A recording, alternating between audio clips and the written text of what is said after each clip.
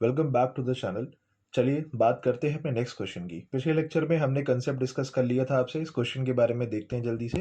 कह रहा है calculate the value of goodwill on the basis of 3 year purchase of the average profit of last 5 years. ठीक है, कह रहा है प्रॉफिट का जो वेट करना है उसे 1 2 3 4 मानेंगे। अगर ये क्वेश्चन में ना भी दिया जाए, वेटेड एवरेज प्रॉफिट का क्वेश्चन अगर आता है और वेट ना भी दिया जाए, तब भी आप जितने भी साल दिए होते हैं वेट को 1 2 3 4 5, अगर 5 साल दिए हैं तो 5 1 से लेके 5 तक कंसिडर करेंगे, 6 दिया है तो 1 to 6 तक, ठीक है, 3 दिया है तो 1 to 3। अब ये वेट क्या है इसका, आपका रेफरेंस बुक में आप इसमें देखिए, वहाँ पे फॉर्मूला आपको दिया गया है। बहुत ही सिंपल है। पहले तो हम गुडविल निकालना सीखते हैं, इसमें करना क्या है। अब देखिए इसमें एडजस्टमेंट दी है, और मैं पिछले लेक्चर में यही आपसे बात कर रहा था कि एडजस्टमेंट्स को किस तरीके से डील करना है। तो एडजस्टमेंट में पहला पॉइंट क्या दिया गया है, तो 5 साल के प्रॉफिट दिए गए हैं और इसमें कुछ चीज़ें बताई गई हैं।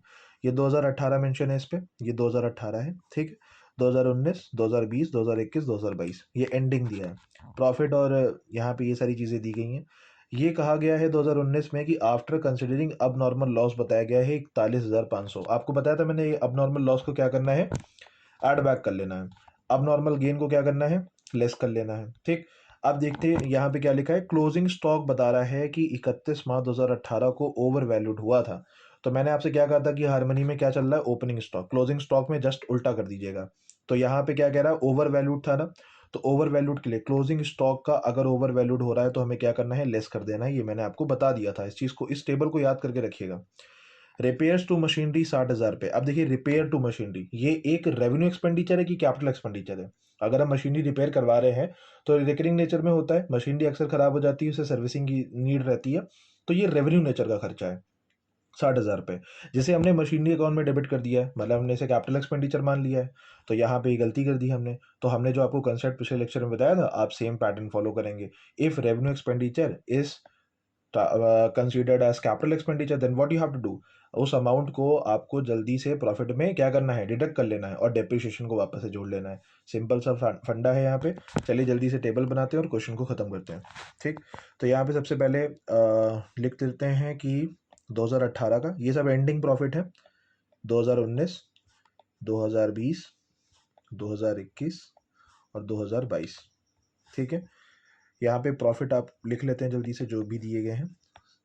70,000, 1,15,000, 40,000 रुपीज़ का यहाँ पे लॉस दिया गया है। उसके बाद 1,80,000 और यहाँ पे 2 लाख, ठीक है। अब सबसे पहले देखिए हम क्या करेंगे यहाँ पे। क्लोजिंग स्टॉक को ओवर वैल्यूड करा गया था, क्लोजिंग स्टॉक को ओवर वैल्यूड करा गया था, ठीक है। तो ओवर वैल्यूड अगर कर दिया गया था तो हम लेस कर लेंगे, उल्टा करना है इसमें।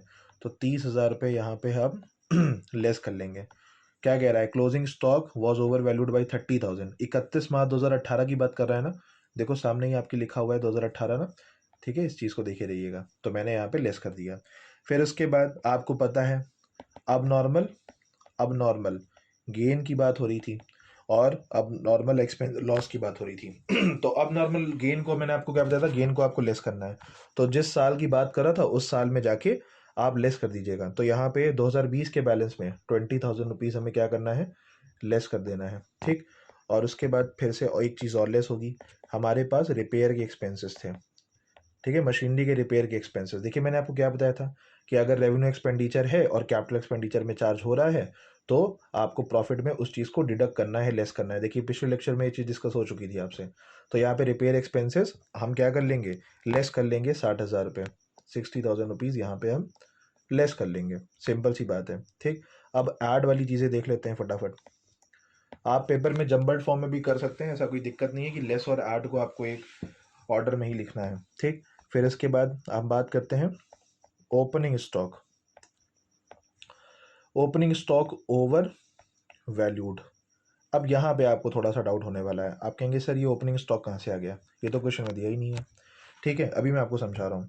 देखिए जो अगर कहीं किसी भी सेशन में, देखिए अगर किसी भी साल में, किसी फाइनेंशियल ईयर में अगर क्लोजिंग स्टॉक दिया गया है, ओवर वैल्यूड दिया गया है, क्लोजिंग स्टॉक मतलब यहाँ पे चीज़ें खत्म हो रही है। अगर 2018 का जो क्लोजिंग होगा, क्या वो बैलेंस 2019 का ओपनिंग नहीं बनेगा? आप खुद सोचिए इस बात को।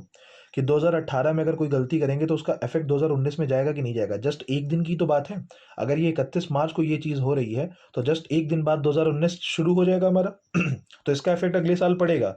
तो इसके दो इफेक्ट, इमीडिएट इफेक्ट पड़ता है नेक्स्ट साल में, ठीक। तो इसको याद रखिएगा, बहुत ज़रूरी है ये चीज़। तो अगर क्लोजिंग स्टॉक को ओवर वैल्यूड दिखाया गया था तो ओपनिंग स्टॉक जो अगले साल आप लिखेंगे ना 1 तारीख को, वो भी ओवर वैल्यूड दिखाएगा। और ओपनिंग स्टॉक ओवर वैल्यूड दिखा रहा है, देखिए इस चीज़ को देखिए। अगर ओपनिंग स्टॉक, मैं इसकी बात कर रहा हूँ, यहाँ पे देखिएगा, ठीक है। अगर ओपनिंग स्टॉक ओवर वैल्यूड दिखा रहा है तो आप इस फंडे में क्या करेंगे, इस केस में क्या होगा, ओपनिंग स्टॉक को ओवर वैल्यूड दिखाया जा रहा है तो आपको कहा था ना मैंने ऐड कर लेना, ठीक है। वही फंडा यहाँ पे अपनाएंगे हम, ओपनिंग स्टॉक ओवर वैल्यूड को हम वापस जोड़ देंगे। अगर लेक्चर में कुछ प्रॉब्लम हो रही है इस बार फिर से बैक जाइए, फिर से पूरा वीडियो आराम से देखिए। तो ओपनिंग स्टॉक ओवर वैल्यूड हो रहा है यहाँ पे, तो 30,000 रुपीज़ हम मेंशन करेंगे कौन से साल में, 2019 में। तो ये 30,000 रुपीज़ आप यहाँ मेंशन कर लेंगे, ठीक है।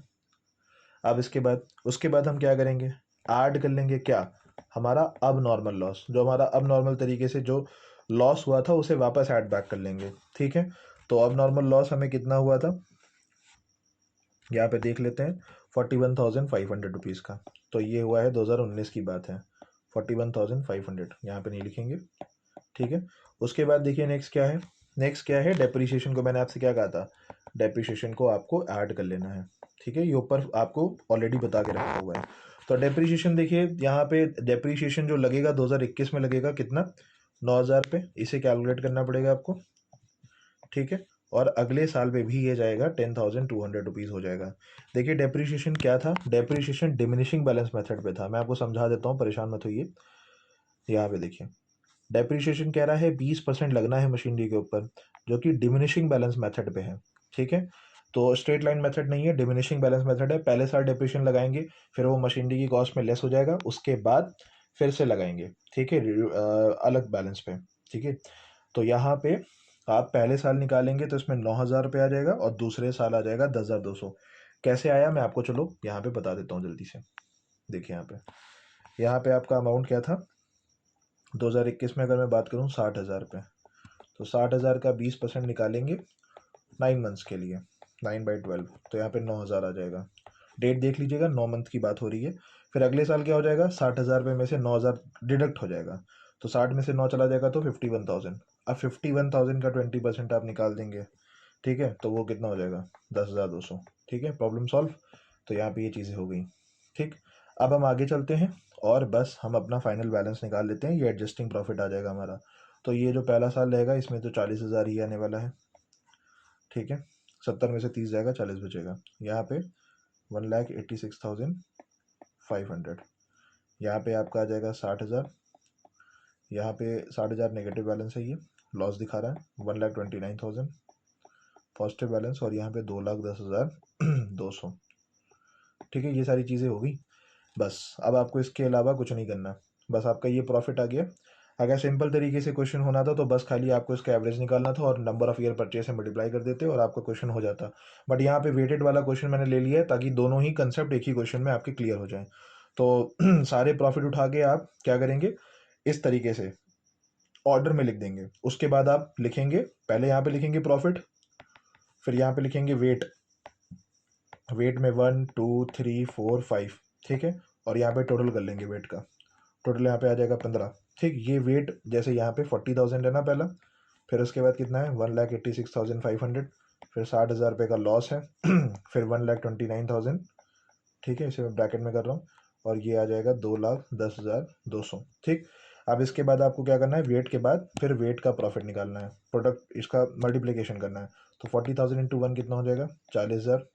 1,86,500 का डबल करेंगे तो आ जाएगा 3,73,000, ठीक है। 60,000 इंटू 3 करेंगे 1,80,000 का नेगेटिव बैलेंस आएगा। उसके बाद 1,29,000 इंटू 4 करेंगे तो 5,16,000 रुपये आ जाएगा यहाँ पे। फिर 2,10,000 इंटू 5 करेंगे तो आ जाएगा आपका 10,51,000, ठीक है। तो हार्डली ऐसा पेपर में क्वेश्चन आ सकता है वेटेड एवरेज का, क्योंकि कैलकुलेशन टाइम टेकिंग बहुत ज़्यादा है ये। और अगर आ जाता है पेपर में तो उसको थोड़ा सा देख के करिएगा, टाइम को देखते हुए। यहाँ पे ये चीज़ आ गई, टोटल आ गया आपका, टोटल ऑफ वेटेड प्रॉफिट आ गया और टोटल ऑफ वेट आ गया।